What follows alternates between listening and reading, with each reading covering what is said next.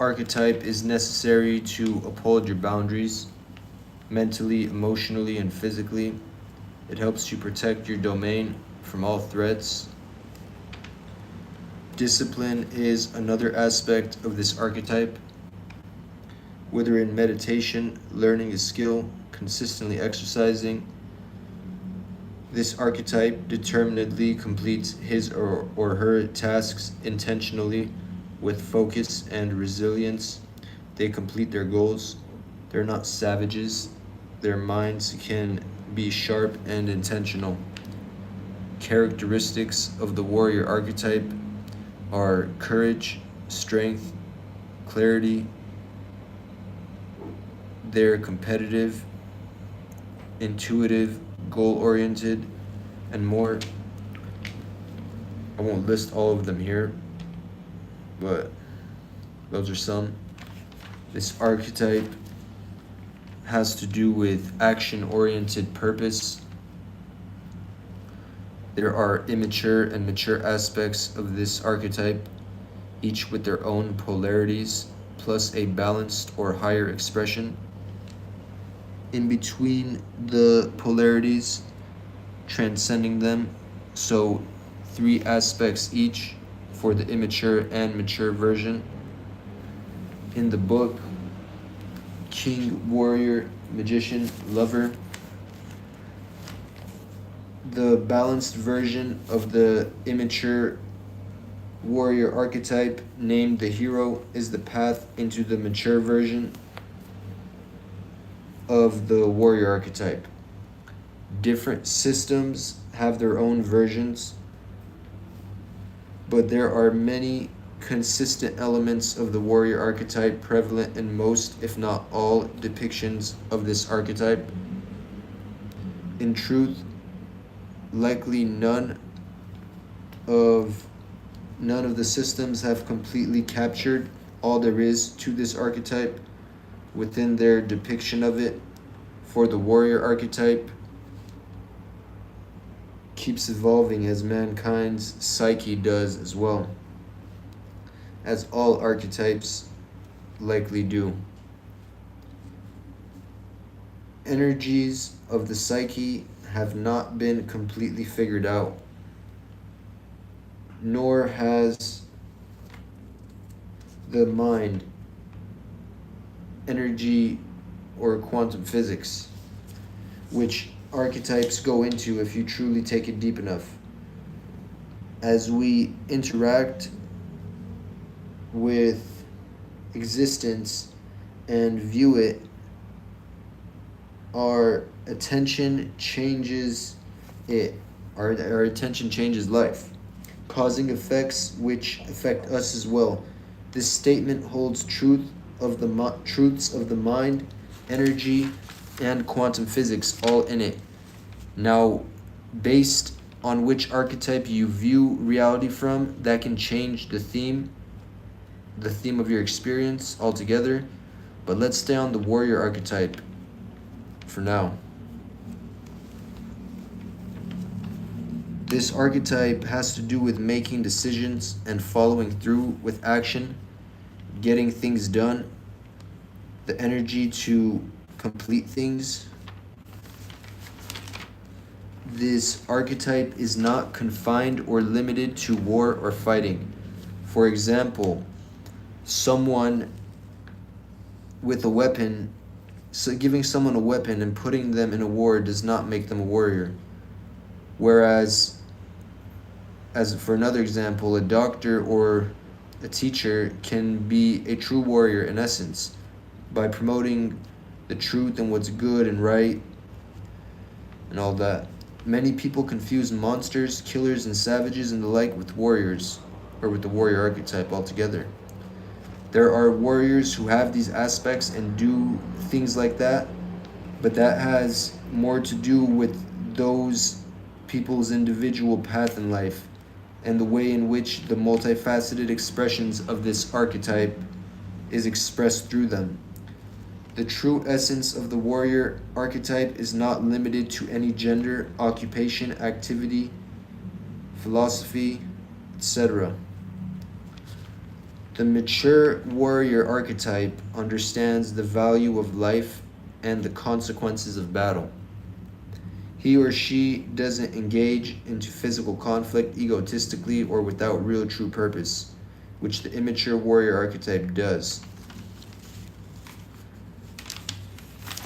This seems a good time to take us into Shadow Warrior, because just like any archetype, the warrior has a shadow aspect as well, and some aspects of the Shadow Warrior are uncontrolled aggression, recklessness, not having empathy or being emotionally numb, so you're not feeling other people's emotions, like not caring about them, walking all over them because you're numb emotionally.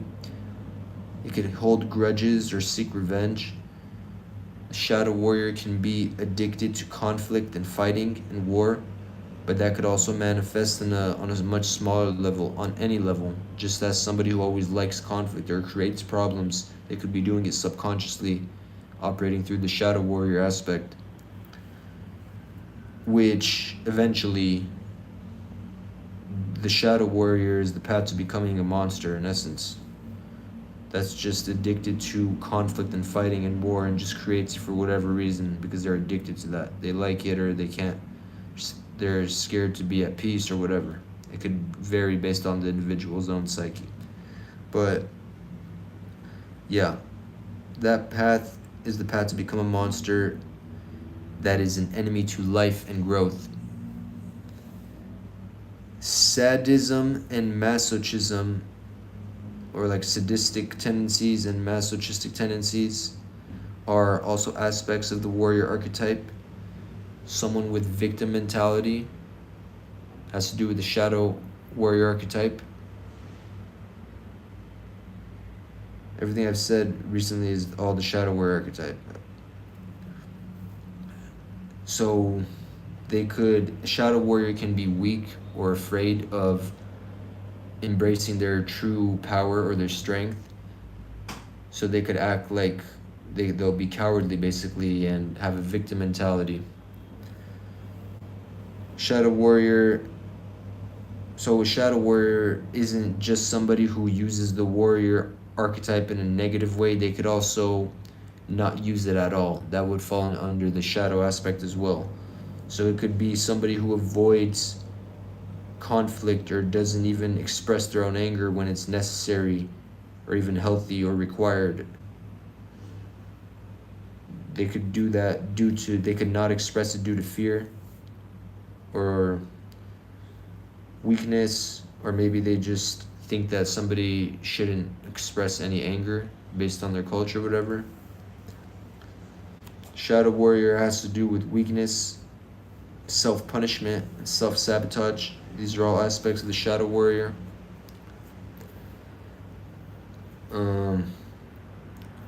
Let's go back into the warrior, not so much the shadow warrior. The warrior has basically everybody, man and woman, has this archetype, this energetic archetype within them. The warrior, the term warrior in our world has a lot of like negative connotations or negative images pop up when somebody hears the term warrior. But everybody has that energy within them, and it's not always expressed in fighting or war or action.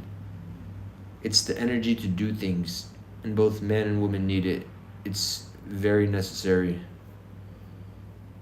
Anything that you do, like go and try to set a goal or go forward and exercise, or even if it has to do with like office work, just getting things done, forward momentum is all the warrior aspect. Generally, despite the world being at war right now, all societies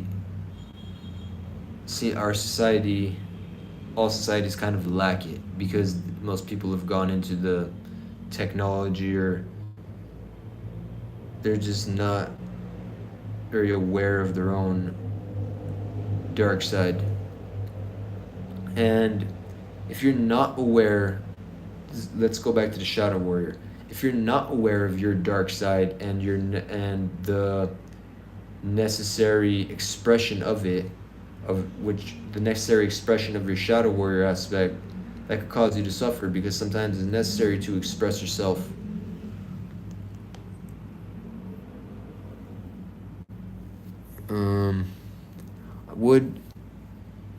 I don't know if anybody has commented or said anything. Still haven't figured out exactly to go into this. I don't know how to view my live chat yet, but so I don't know if anybody has commented or anything, but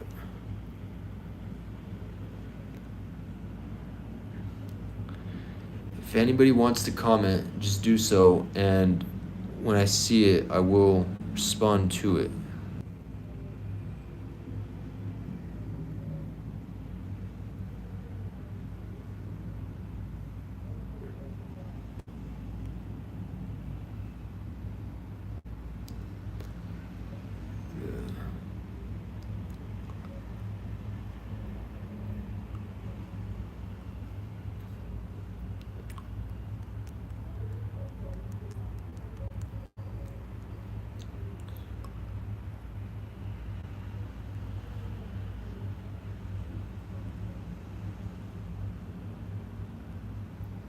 Does anybody have any questions or anything to say?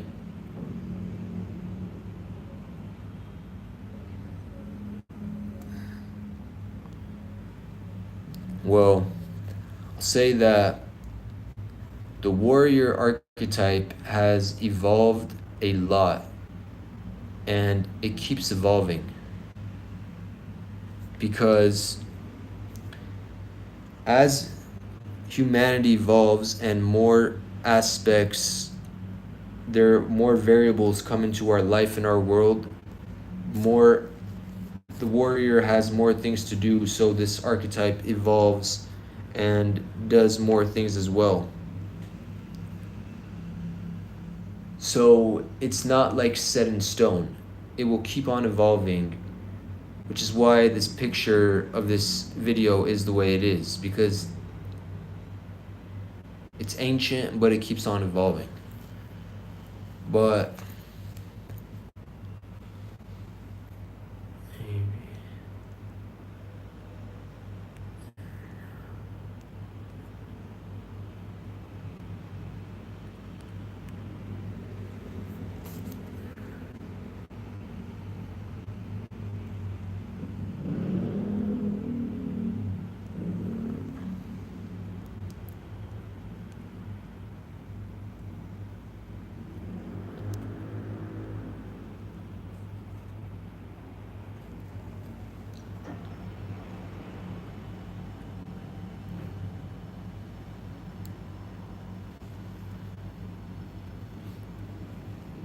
let's talk about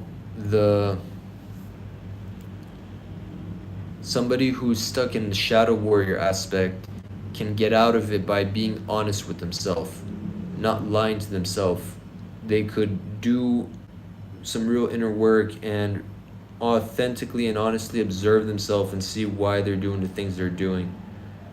Why shadow warriors might have problems with everybody around them. They might constantly be in conflict, and if one wants to get out of that dynamic, they can authentically ask themselves and why they seem to have problems with everybody.